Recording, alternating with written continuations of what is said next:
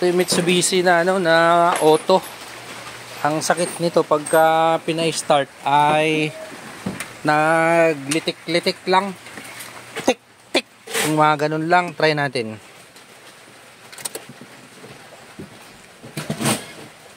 Ayun oh. Kaya nag-decision kami na ibaba na natin tong starter.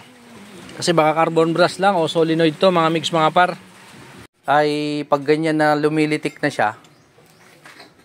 Starter pero naglagay sila ng ano ng quick relay. Ibig sabihin yan, yung quick relay yan, yung lakas lang dito nakapondo doon. Pag pinitik mo yon ito ng susi, nandito yung lakas. Papasukan niya ng malakas yung starter. Kaya isip nila andar siya.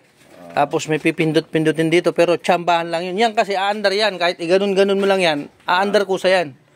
Kasi ang sakit talaga niyan, yung starter. Starter talaga. Dalawa yan. Mga solenoid. Yung solenoid niya mahina. Pangalawa, baka malalim na yung ubos na yung carbon. Yun lang naman kasi kumokontak lang naman yung carbon brush. Oo. Ang sira nito ay ito, starter. Itong solenoid lang. Pumipitik siya paminsan-minsan kaya umi-start paminsan-minsan.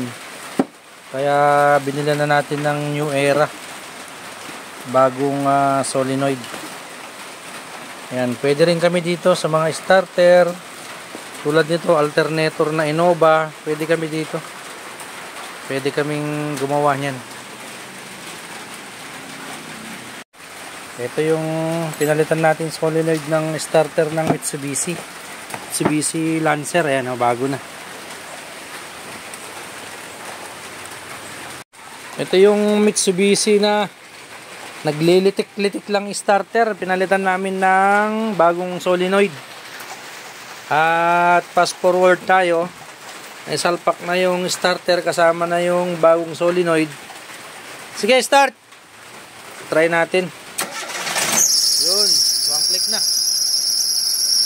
Yung maingay ay yung pump belt na lang. I-adjust natin. Adjust natin pump belt. Maingay. Patay. Start ulit. Yun. Patay. Start ulit. Yun, okay na.